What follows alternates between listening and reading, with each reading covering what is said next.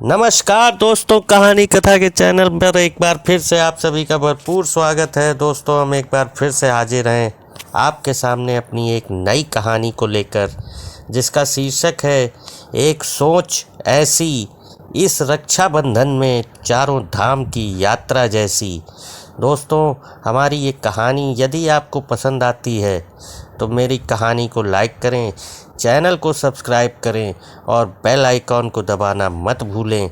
ये कहानी भाई बहन के एक अनोखे प्यार को दर्शाती हुई कहानी है और बहुत ही प्यारी सी सोच के साथ इस कहानी को प्रस्तुत कर रहा हूँ। उम्मीद है आपको मेरी कहानी ज़रूर पसंद आएगी।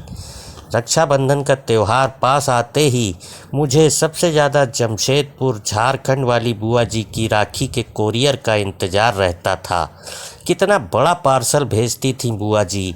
तरह तरह के विदेशी ब्रांड वाले चॉकलेट, गेम्स, मेरे लिए कलरफुल ड्रेस, मम्मी के लिए साड़ी, पापा जी के लिए कोई ना कोई ब्रांडेड शर्ट।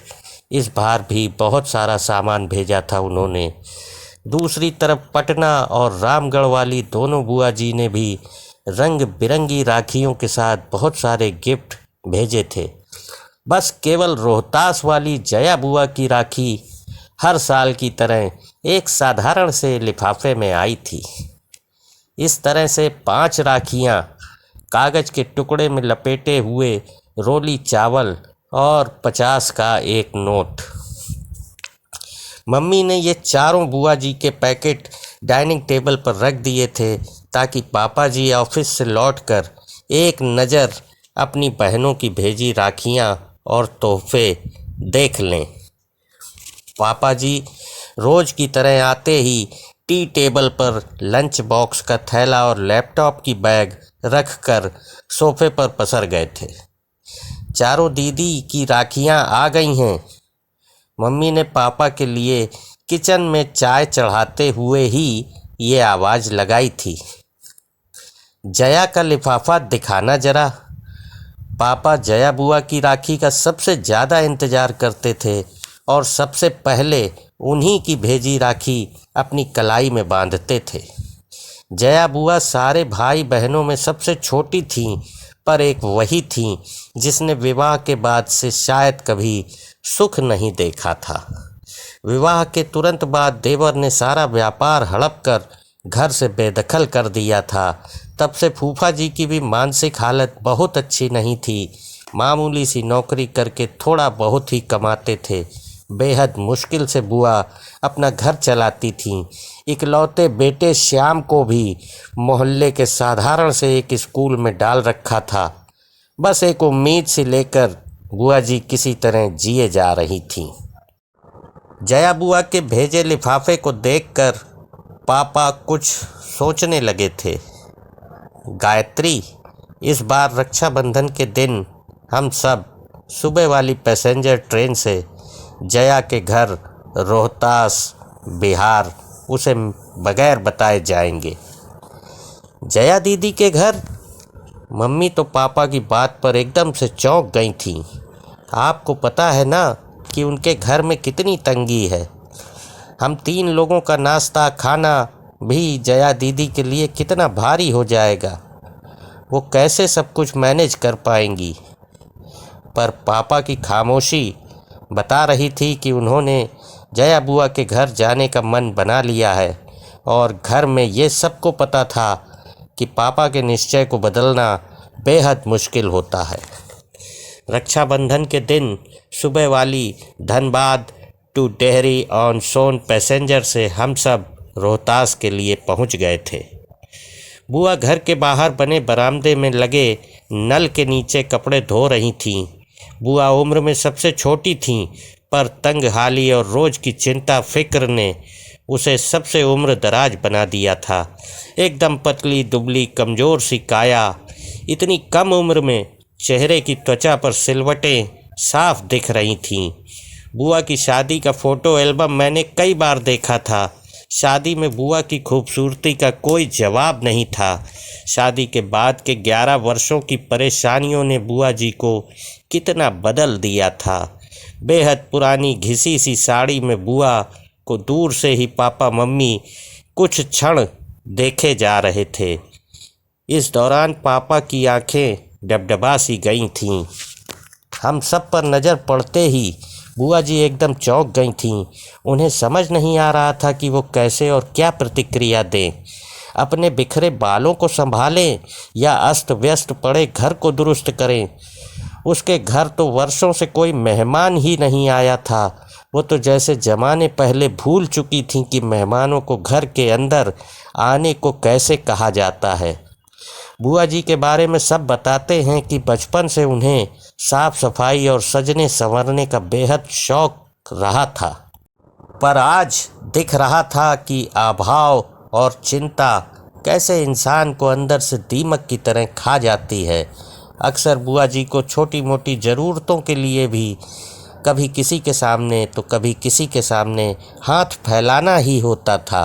हालात ये हो गए थे कि ज़्यादातर रिश्तेदार अब उनका फ़ोन उठाना बंद कर चुके थे। एक बस पापा ही थे जो अपनी सीमित तनख्वाह के बावजूद भी कुछ न कुछ बुआ जी को दिया करते थे। पापा ने आगे बढ़कर सहम सी गई अपनी बहन को गले से लगा लिया था। भैया, भाभी, मन्नू, तुम सब अचानक आज, सब ठीक है ना? बुआ ने कांपती सी आवाज़ में पूछा था। आज वर्षों बाद मन हुआ राखी मैं तुम्हारे घर आने का, तो बस आ गए हम सब। पापा ने बुआ को थोड़ा सहज करते हुए कहा था। भाभी आओ ना अंदर, मैं चाय नाश्ता लेकर आती हूँ।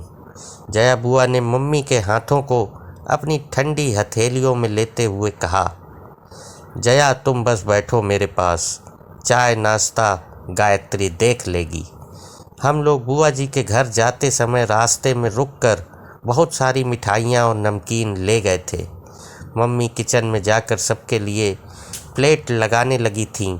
उधर बुआ कमरे में पुरानी फटी चादर बिछे खटिया पर अपने भैया के पास बैठी थी। बुआ जी का बेटा श्याम दौड़कर फूफा जी को बुला लाया था। राखी बांधने का मुहूर्त शाम 7 बजे तक का था। मम्मी अपनी ननद को लेकर मॉल चली गई थीं सबके लिए नए ड्रेसेस खरीदने, और बुआ जी के घर के लिए किराने का सामान लेने के लिए।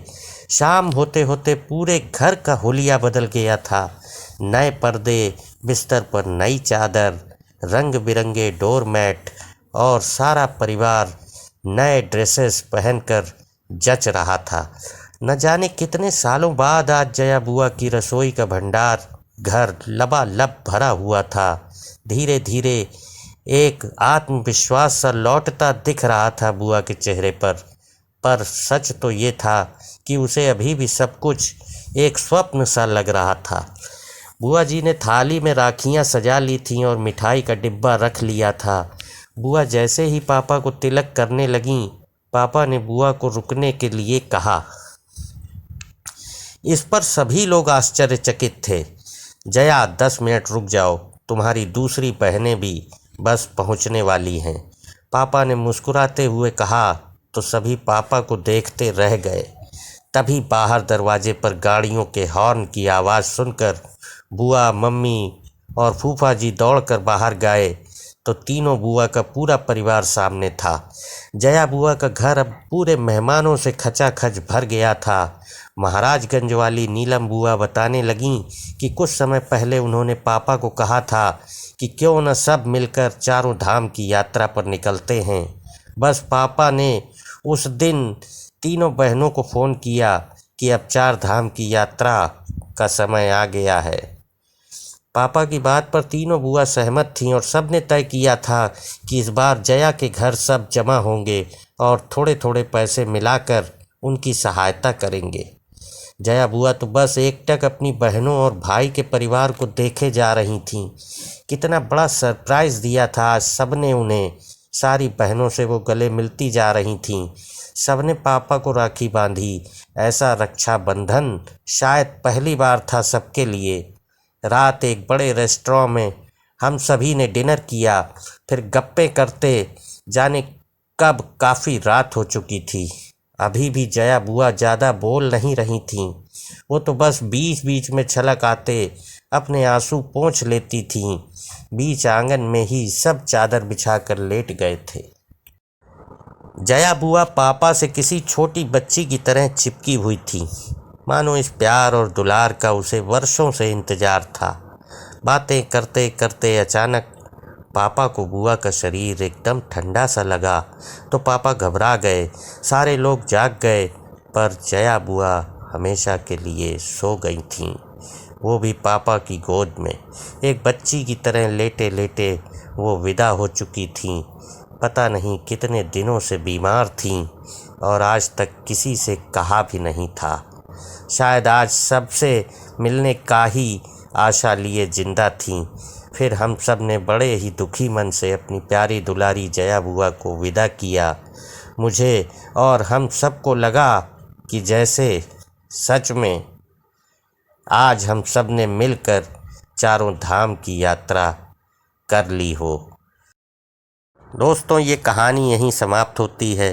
दोस्तों, ये कहानी तो यहीं समाप्त होती है, पर ये कहानी एक छोटी सी कहानी ना होकर के जीवन की एक बहुत बड़ी सीख हम सबको देती है कि जीवन में, अपने घर परिवार में या अपने किसी भी जान पहचान में, जिससे भी हमारा थोड़ा सा भी जान पहचान है, जो हम किसी की यथासंभव मदद उसकी दुख तकलीफ़ में कर सकते हैं, वो हमको हमेशा करनी चाहिए। उस मदद को करने से कभी भी पीछे नहीं हटना चाहिए, क्योंकि जब आप किसी की मदद करते हैं तो वो किसी न किसी प्रकार से एक बहुत बड़ी तीर्थ यात्रा से कम नहीं होता है। असल मायने में वही आपके चारों धाम की यात्रा होती है।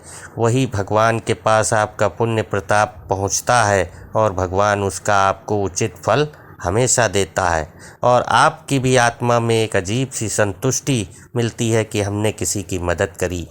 नमस्कार दोस्तों, कहानी समाप्त।